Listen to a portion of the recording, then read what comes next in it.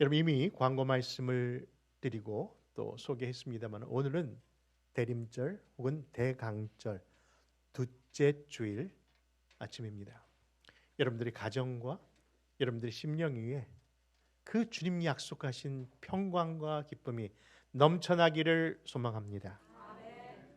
그런데 우리 안에 기뻐하라는 외침을 좀 강하게 전하고 싶은데 우리의 주위를 보니까요, 정치적으로나 사회적으로나 심지어는 경제적으로도 정말 기뻐할 일이 별로 없다라고 하는 마음들이 있어서 안타까운 마음은 들지만 그러나 다시금 말씀드립니다.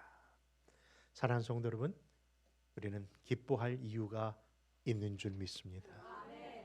그것이 무엇인지, 왜 우리가 기뻐하되 항상 기뻐할 수 있는지 오늘 이 강단을 통해서 그것을 깨닫고 그 기쁨을 누리시는 우리 모두가 되시길 다시금 주님의 이름으로 축원합니다. 여러분, 예수님이 누구신가를 신학적으로 표현해 본다면 그것을 기독론이라고 합니다. 그렇죠? 하나님이 누구신가 신론, 인간이 뭔가 인죄론, 또 우리 구원이 뭔가 구원론, 여러 가지 그런 신학적인 표현이 있는데요. 예수님이 누구신가에 대한 것은 기독론에 해당합니다. 근데 기독론의 시작을 보면 예수님께서 이 땅에 오셨다는 것. 그러니까 우리가 성육신 하신 말씀이 육신이 돼요. 말씀이 뭡니까? 구약에서 계속해서 이야기하셨던 그분이 진짜 사람으로 오셨다는 그 인카네이션이라는 신학과 함께 도착했던 메시지에는요, 항상 따르는 한 단어가 있답니다. 이게 뭐냐면요, 기쁨이에요. 여러분, 예수님이 이야기할 때마다 항상 달려오는 소식은요, 따라오는 소식은 바로 기쁨이라고 하는 겁니다. 여러분 생각해 보십시오. 2000년 전 온 세상이 어두워서 캄캄게 되었는데 그 순간에 하늘빛과 함께 천사가 전해준 소식에는 만왕의 왕, 만주의 주, 구세주가 탄생했다는 소식을 전하면서 그 소식을 뭐라고 하는 것이라고 표현하냐면은 바로 너희에게 미칠 큰 기쁨의 소식이다. 여러분, 우리가 정말 기뻐할 소식은 뭘까요? 손주가 태어났다는 것? 여러분, 자녀들이 나에게 야, 뭐니 해도 그거 준 거에서 기쁨? 그건 또 기쁨이지만 여러분, 세상에 말할 수 없는 가장 기쁨의 소식이 우리가 생각하는 정의가 아니라 그분이 오셨다는 소식과 함께 전해진 소식이 바로 기쁨의 소식. 어려운 단어로 쓴다면 복음, 영어로 한다면 good news. 여러분, 그 소식이 기쁨의 소식이라고 하는 겁니다. 그 말씀이 오늘 본문으로 삼은 2장 10절과 11절의 내용이죠. 한번 읽어볼까요? 다시 한번 시작. 천사가 이르되 무서워하지 말라. 보라, 내가 온 백성에게 미칠 큰 기쁨의 좋은 소식을 너희에게 전하노니 오늘 다윗의 동네에 너희를 위하여 구주가 나셨으니 곧 그리스도 주시니라. 그럼 예수님을 알리는 이 소식 때마다 뭐가 있다고요? 기쁨의 소식이 있다는 것은 참 특별한 내용입니다. 왜냐하면 이것은 그 목자들에게 들려준 소식만이 아니라 천사가 들려준 소식이 아니라 실질적으로 예수님의 탄생을 알리는 징조 가운데 동방에서 무엇을 보고 따라온 사람이 있죠? 별을 보고 따라온 동방의 새 박사들, 네, 동방 박사들, 네, 동방 새 박사들이 그것을 보는 순간에 여러분, 그들이 알고 있었는지 모르지만은 그들의 마음속에 정말 말할 수 없는 특별한 감정이 있었다고 얘기합니다. 여러분, 마태복음 2장 10절에 보니까 그들이 그 별을 보는 순간 매우 크게 기뻐하고 또 기뻐했더라. 여러분, 그 별이 누구를 가리키는지 어디에 있는지 알지도 못하는데 그 만왕의 왕이신 예수 그리스도가 태어나는 그 별 자체가 그들에게 뭘 줬다고요? 큰 기쁨을 알렸다는 거예요. 그걸 주었다는 거예요. 여러분, 신기합니다. 예수님의 길을 위하여 예비된 사람이 있습니다. 그래서 6개월 먼저 예수님보다 먼저 태어난 하나님 부름받은 선지자가 있죠. 여러분, 누굽니까? 그래, 세례 요한. 근데 그 세례 요한이요, 바로 태어나기 전에 벌써 그 예수님을 예비하기 위해 태어난 세례 요한의 출생 시에도요, 천사가 이런 얘기를 합니다. 너도 기뻐하고 즐거워할 것이요, 많은 사람도 그의 태어남을 인하여 기뻐한다고 하면서 예수님과 관련된 탄생에는 뭐가 늘 있다? 기쁨이 있다는 것을 증거하고 있어요. 여러분, 이뿐이 아닙니다. 예수님과 세례 요한, 그렇죠? 그들이 만납니다. 어디서요? 요단강에서? 아니요, 그 전에 각자의 어머니의 모태에 있을 때 만나는 장면이 성경에 나옵니다. 이것이 누가복음 1장인데요. 태중의 아이들이, 그렇죠? 아이들이라고 해서 예수님 죄송합니다만, 태중에 예수님과 세례 요한이 태중에 있을 때에 서로 뭐라고 표현을 하고 그때의 감정을 이렇게 이야기합니다. 우리 한번 누가복음 1장 44절 한번 찾아 읽어볼까요? 같이 읽습니다. 시작. 보라, 내 문안하는 소리가 내 귀에 들릴 때에 아이가 내 복중에서 기쁨으로 뛰놀았도다. 여러분, 예수님과 관련된 모든 곳에는 뭐가 있다? 기쁨이 있음을 보게 됩니다. 그래서 아까도 말씀을 드렸지만 예수님이 탄생하던 날 주의 사자가 그 양을 치던 목자들에게 전해주는 소식을 다른 소식이라고 하지 않고 뭐라고 했다고요? 기쁨의 소식이라고 했다는 정확한 표현이 있는 것처럼, 사랑하는 성도 여러분, 우리에게도 예수님이 계시고 이 교회가 예수님의 몸된 교회이고, 그리고 여러분들이 예수님의 그 믿음에 고백되는 자녀들이라면 우리도 뭐가 있어야 된다? 기쁨이 있어야 될 줄 믿습니다. 여러분, 근데 그 기쁨은요, 어떻게 기뻐할 수 있는 것일까요? 사실 기뻐하라고 일부러 막 노력하라고 기뻐하라고 한다고 기뻐지는 건 아니잖아요. 이 시간에 이렇게 보면요, 전혀 기쁨이 없는 얼굴로 이렇게 앉아 계신 분들이 무슨 집에 무슨 일 났습니까? 아니면 그렇게 제가 싫습니까? 왜 그 표정으로 앉아 계신지 제가 설교를 할 때마다 쳐다볼 수가 없을 정도로 불편한 눈빛을 보내는 분들이 계신데, 여러분 아까 말씀드린 것처럼 죄인들을 위해 구원하신 그 예수님의 탄생은 이스라엘에게는 분명히 기쁨이었고, 그 사실을 전해받은 세상도 그것은 기쁨이었고, 심지어는 그분을 고백하는, 나의 구주로 고백한 모든 자들에게 그 기쁨이 있어야 된다고 말씀을 드렸는데, 그래서 이 자리에 있는 것으로 알고 있는데 왜 우리 얼굴에는 기뻐하는 모습이 이렇게 없는지. 여러분, 기쁨이 도대체 그러면 어떻게 기뻐할 수 있는 것일까요? 세계 지도를 이렇게 펼쳐보면요, 북반구와 남반구를 나누는데 그 중심은 항상 적도를 표현하면서 그것을 표현한다고 합니다. 근데 북반구에 있는 사람들과 남반구에 있는 사람들을 비교하면 그 성격과 또 그 성품이 좀 다르다는 거예요. 근데 보면은요, 좀 추운 지역인 북반구에 있는 사람들은 좀 이렇게 날카롭고 이렇게 뭐랄까, 이렇게 격한 표현을 쓰면서 좀 냉정한 것을 이렇게 보이는 성품들을 갖고 있는 데 반해서 그 적도 근처나 뜨거운 지방에 사는 사람들은요, 생활하는 것도 말하는 것도 그렇고 표현하는 것들이 되게 자유분방적이면서 활발하고요, 그리고 우호적이고 낙천적이라는 것을 이야기합니다. 뭐 부정하셔도 뭐 저는 상관없습니다만 제가 준비한 대로는 그렇게 전합니다. 근데 제가 그것을 생각하면서 인사법도 그런 것 같아요. 유럽을 표현해 본다면요, 유럽의 북반구에 뭐가 있을까 하니까 영국 사람 또는 독일 사람들 보면 인사도 이렇게 되게 이렇게 딱딱해요, 그렇죠? 미국에서는 우리는 미국 살고 있는 저희들은 아침 인사를 뭐라고 그러죠? 굿모닝 웃으면서. 근데 영국 사람들의 인사는 뭐예요? 굿모닝 하면서 모자에 강화하면서 모닝 하면서 되게 그렇게 인사합니다. 또 독일 사람들은 어떻게 인사하죠? 네, 구텐 딱, 아주 딱딱하게 구텐 딱 이렇게 자꾸 그러는데, 그런데 반해서 남반구에 있는 대표적인 나라 스페인은 뭐예요? 아주 정열적으로 인사하죠. 흔들면서. 왜 이렇게 가슴 죄송합니다. 그런지 모르지만은 꼭 인사할 때 이렇게 입술까지 나오면서 부에노스 디아스 하면서 그 표정을 짓는지 모르겠습니다. 근데 그런 유럽만이 아니라 알라스카도 인사법이 있더라고요. 부대님 흠흠 이렇게 인사한데, 그래서 이게 무슨 뜻인가, 왜 부대님 흠흠 했더니 밤새 안 얼어 죽지 않았군, 그 뜻이래요. 이게 부대님 흠흠 그게.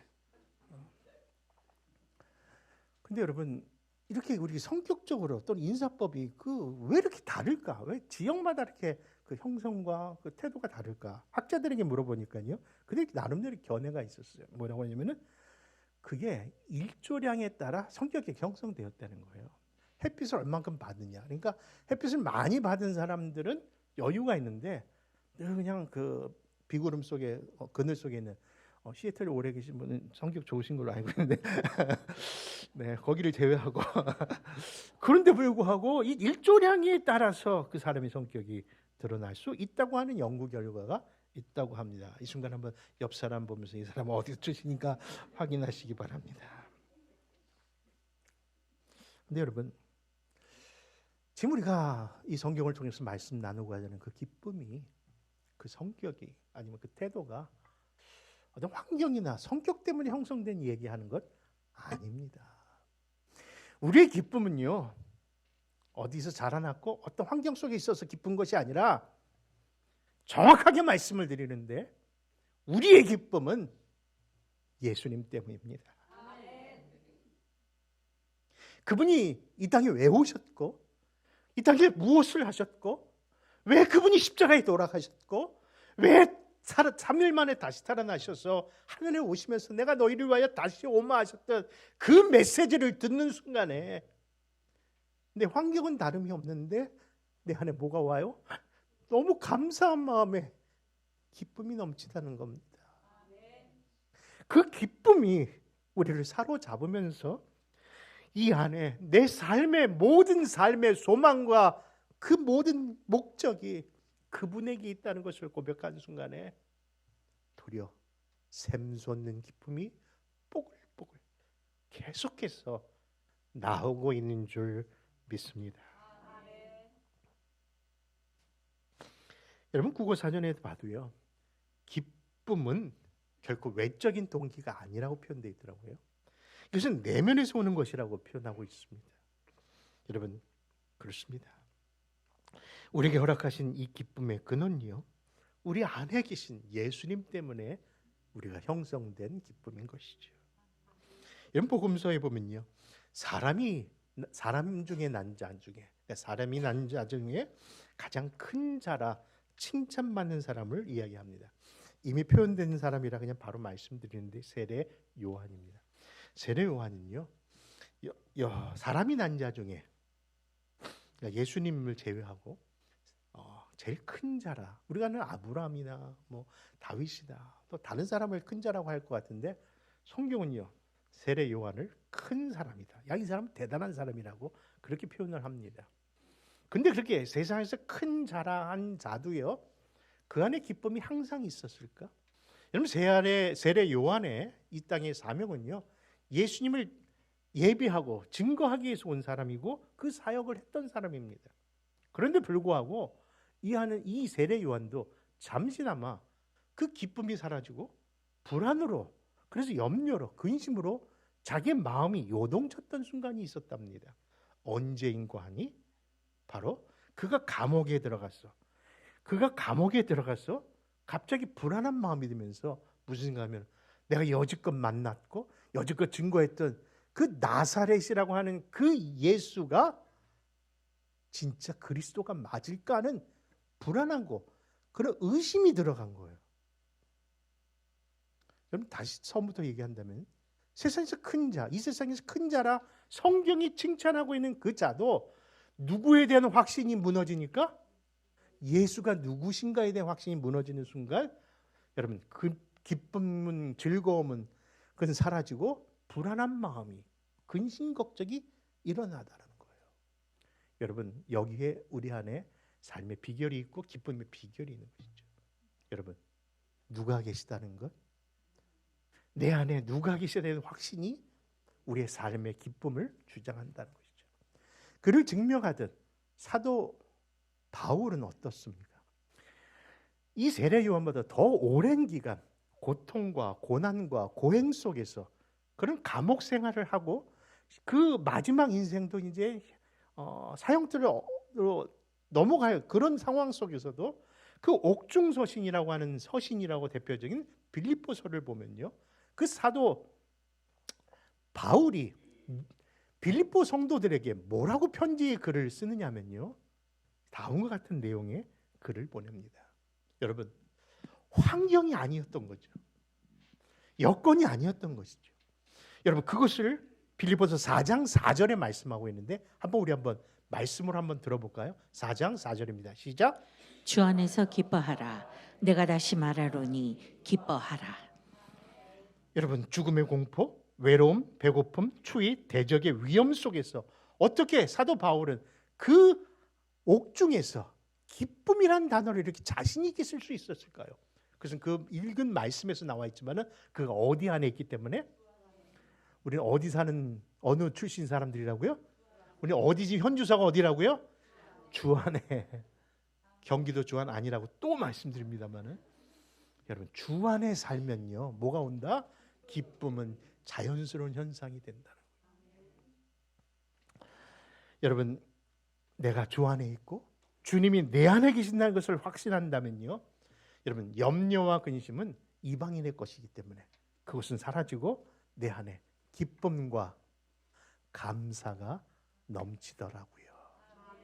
저도 이 한 주간에 우리 교회 어른들 가운데 독감으로 병상에서 어려움을 당하는데 대화도 안 될 정도로 힘들어하는데, 이러다가 무슨 일 나면 어떡할까? 왜냐면 대부분 감기에서 폐렴에서 거기까지 한번 넘어가면 큰일 나잖아요. 그런데 불구하고 그 와중에서도 근데 목사님 그래도 감사해요. 여러분, 그렇게 고백할 수 있는 이유는 뭘까요? 바로 그 안에 누가 계시기 때문에. 여러분, 그분이 어디 살기 때문에? 주 안에 살기 때문에. 그 순간 떠오르는 찬양이 있더라고요. 그 찬양이 뭐냐면요, 찬송가 370장인데 제가 이 찬송을 여러분들이 입술 속에서 한번 같이 불러봤으면 좋겠다 하면서 한번 찬양을 부르려고 합니다. 여러분, 주 안에 있는 나의 몹다 딴 근심 있으랴. 십자가 밑에 나가 내 짐을 풀었네. 주님을 찬송하면서 할렐루야 할렐루. 내 앞길 비록 내 앞길 멀고 험해, 뭐 하자고요? 나 주님만 따라가리. 아멘인 줄 믿습니다. 여러분, 구약에 보면요, 선지자, 특별한 선지자가 나오는데 이름도 희한해요. 호박국이 아니 뭐죠? 하박국. 아니, 이름도 뭐 그래요. 뭐 예. 그런데 이 하박국이라는 선지자는요 좀 특이한 선지자예요. 다른 선지자들은요, 대부분 선지자가 하나님의 말씀을 받았어. 백성들에게 이렇게 좀 살아라, 좀 이렇게 대하라면서 백성들에게 말씀을 전하는 것이 선지자 아닙니까? 그런데 이 선지자는요 반대예요. 백성들의 소리, 백성들의 환경을 듣고 그것을 바라보다가 그 소리를 누구에게 전하냐면요, 하나님께 전하는 거예요. 뭐 전할 수 있다고 봐요, 하나님께 기도하는 사람이요. 근데 전하더라도요 좀 좋게 전해야 되는데 마치 입술이 이만큼 나와갖고 삐뚤어진 표정처럼요, 이게 뭡니까 하나님? 그런 식으로 전하는 거예요. 세상에 이게 하나님 뭐 하십니까 지금? 여러분, 사실 그가 그렇게 된 이유는 그 당시 상황이 지금도 그렇지만요, 불의와 불공평, 부정이 더 판을 치면서 하나님 믿는 사람보다 안 믿는 사람들이 더 흥하고 있고요, 도리어 선하게 사는 사람들이 악한 자에게 핍박, 그런 처참한 일을 당하면서 왜 이것을 하나님 보고만 있냐고 하면서 하나님의 앞에 대드는 자가 무슨 국? 여러분, 그런데 그가 그런 불만을 가지고 하나님 앞에 토로하듯이 하나님을 외치는 선지자였는데요, 어느 순간 놀라운 것을 하나 목격합니다. 그게 뭐냐면요, 이 부정하고 불의한 이 악한 어두운 세대에 마치 바닷물결이 푹 덮치면서 그것이 그냥 쓸려가는 것처럼 하는 순간에 그가 놀라운 사실을 하나 깨달아요. 저도요, 이제 목회를 오래 하면서 그리고 어려운 일을 바라보면서 매번 하나님 이거 고쳐주세요. 하나님 이거 해결해 주세요. 하나님 또 이건 또 어떻게 됩니까? 하나님 이거 정말 이거 쉴 새 없이 정말 뭐 많은 뭐에 뭐 바람잘 일 없다고요? 정말 1년 내내 한 주 한 주가 미니 시리즈야. 이 하나 끝나면 또 하나 또 하나. 야, 이거 하나 해결하면요 이 사람이 되겠더니 또 이 사람은 또 그걸로 인해서 또 어려움. 이게 진짜 무슨 단계적으로 계속 이 몰아치는데요. 정말 9/11이 따로 없더라고요. 진짜 본격적으로 하면은 어떻게 감당이 안 돼요. 그래서 이거 하나 해결해 달라고 기도하면 또 다른 문제. 이거 하나. 근데 어느 순간 하나 깨달음이 있어요.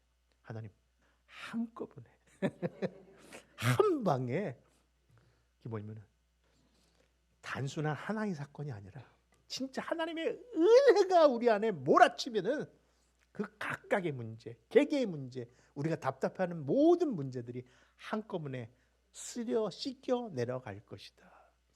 그래서 내가 구할 것이 그 하나의 응답이 아니라 하나님 우리 교회, 우리 가정에, 우리 심령에 더 큰 은혜를 부어 주옵소서. 은혜의 물결이 흐르니까요, 그게 밀려가더라고요.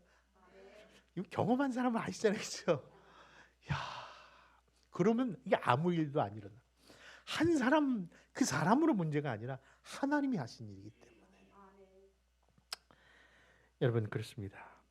바로 이 하박국이라는 선지자가 물이 바다를 덮음과 같이 여호와를 아는 지식이 세상에 충만한 때가 온다는 것을 깨닫는 순간, 그것이 바로 그가 성부 하나님이 보내신 성자가 이 땅에 오신 이 성탄의 사건, 초림의 예수님을 바라본 거예요. 그러면서 지금 그가 답답해하고 불만을 가졌던 모든 일들의 부정과 불의에 대하여 이것이 하나님 앞에 구원의 역사와 그리고 하나님의 심판의 역사가 동시에 일어나는 일이 일어난다면 이게 한꺼번에 하나님이 행하실 일이기에 내가 그분 앞에 해야 할 것은 도리어 그런 하나님을 찬양하고 그런 하나님을 인하여 나는 기뻐하면 되는구나. 사실 그가 불만을 했던 것은요, 있는 것보다 없는 게 많아요. 여러분, 외양간에 송아지가 없어요. 아무리 해줘도 그것이 열매가 맺히지 않아요. 그것까지 다 뺏어가는 그 시대를 보면서 겪어야 되는 그 와중 속에 그가 물이 바다를 넘는 하나님의 은혜, 그것이 곧 예수 그리스도가 이 땅에 오신다는 것을 깨닫는 순간에 다음과 같은 놀라운 찬양의 고백을 이처럼 합니다. 그 말씀이 하박국서 3장 16절 이하인데요. 18절까지 한번 같이 찾아 읽습니다. 3장 16절에서 18절까지 두 번에 통해서 한번 읽어봅시다. 시작. 내가 들었으므로 내 창자가 흔들렸고 그 목소리로 말미암아 내 입술이 떨렸도다. 무리가 우리를 치러 올라오는 환난 날을 내가 기다림으로 썩이는 것이 내 뼈에 들어왔으며 내 몸은 내 처소에서 떨리는도다. 비록 무화과 나무가 무성하지 못하며 포도나무가 열매가 없으며 감람나무가 소출이 없으며 밭에 먹을 것이 없으며 우리의 양이 없으며 외양간에 소가 없을지라도 나는 여호와로 말미암아 즐거워하며 나의 구원의 하나님으로 말미암아 기뻐하리로다. 기뻐하리로다. 할렐루야. 사랑하는 성도 여러분, 그동안 우리의 삶 속에 왜 기쁨이 없고 삶의 즐거움이 없었던 이유는 그 환경 때문에, 그 인간 때문에, 아니 그 돈 때문이 아니라 내 안에 누구를 온전히 모시지 않았다? 예수 그리스도를 내 안에 온전히 모시지 않고 그분을 바라보지 않고 그분과 함께하지 않고 그분보다 환경을, 그분보다 사람을, 그분보다 물질을 더 주로 여겼기 때문에 드러난 증세가 기쁨이 없었고 삶의 목적도 즐거움도 없었던 이유인 겁니다. 이제는 그것을 인정하십시오. 그러므로 우리 안에 정말 우리가 해야 할 일은 다른 그 어떤 것보다도 이 모든 것을 해결하시고 주장하실 수 있는 예수 그리스도를 나의 주로 모시기를 바랍니다. 이 복은요, 나만의 복이 아니라 이 복을 통해서 성전에 흘러가는 강물처럼 발목에, 무릎에, 허리에, 아니 헤엄을 쳐야 될 만큼 큰 그 축복의 물결이 여러분과 여러분의 가정에, 그리고 여러분들이 속한 모든 곳에 분명히 기쁨으로 흘러갈 줄을 믿습니다. 아직까지도 염려가 자기의 삶의 주처럼 등장하시는 분들이 있습니까? 아침에 일어나자마자 그냥 먼저 카톡 보면서 간만에 무슨 일이 아니야, 괜히 그것을 보고 불안해하지는 않으십니까? 제일 먼저 확인하는 것이 내 은행 밸런스는 아니십니까? 빵꾸 나면 어떡하지? 여러분, 찬송가에 보니까요, 근심과 걱정을 이렇게 표현하고 있더라고요. 속의 근심, 밖의 걱정. 그러니까 속과 밖이 늘 근심과 걱정으로 살아요. 왜냐하면 내 자신을 알기 때문에. 내가 안 움직이면 큰일 날 것 같고, 내가 뭔가 이러다가 문제 당하면 어려움이 올 것 같은 근심 걱정이, 속의 근심, 밖의 걱정이 우리를 늘 사로잡아요. 근데 여러분, 다시 한번 생각하십시오. 우리가 연약하고 부족한 건 저도 압니다. 저도 솔직히 말했어요. 내 주머니에 돈이 조금 있으면 이렇게 사람 만날 때도 그럼 만납시다 하는데, 용돈 떨어지는 말일이 되면요, 다음 주에 만나죠. 그렇게 돼요. 이게 사람이 진짜 돈이 없으면 못 사는 것 같아요. 근데 그렇게 연약한 나이지만 내 안에 누가 계시다고요? 다시 한번 정리합니다. 내 안에 누가 계신다고요? 내가 지금 어디 안에 산다고요? 여러분, 이해를 돕기 위해서 하나 질문합니다. 100년이 된 큰 나무가 있다고 생각해 보세요. 100년이 된 큰 나무. 야, 제가 기억하는 나무 중에 자이언트 캐년이나 킹스 캐년, 세코야 파크 그런 데 가서 큰 나무를 봤지만, 만약 100년이 된 나무가 옆에 있는데, 아침에 나가 보니까 봄이 돼서 그런가요? 나가 보니까 그 100년에 된 나무 한 귀에서 새싹이 그냥 나오는 걸 보인 거예요. 그런 거 있잖아요, 그렇죠? 나무가 이렇게 꼭만 자라는 게 아니고 옆으로도 새싹이 나잖아요, 그렇죠? 그러면 질문합니다. 100년 된 나무에서 새싹이 나면 그 새싹은 몇 년생이에요? 네? 초년생이에요? 100년인데, 100년 된 나무인데, 여러분 100년생 나무입니까? 이건 초년생 1년 된 나무입니까? 새싹입니까? 여러분, 이게 바로 영적 의미가 여기 있다고 생각해요. 우리는요, 초년생 맞아요. 그래서 연약해요. 그래서 연한 순처럼요, 떨어질 수도 있고 그거 갖고는 아무것도 못해요. 근데 놀라운 사실은요, 초년생이고 연약한 한 입의 떨기의 새싹이지만 어디에 붙어 있습니까? 100년 된 나무에 붙어 있다는 거예요. 누가 말해도요, 나는 100년 된 나무에 붙어 있는 초년생인 거예요. 여러분, 다시 한번 이야기합니다. 원줄기 100년 된 나무에 붙어 있다면 나는 몇 살짜리? 1살짜리가 아니라 예수님짜리인 줄 믿습니다. 하나님짜리라는 거예요, 지금.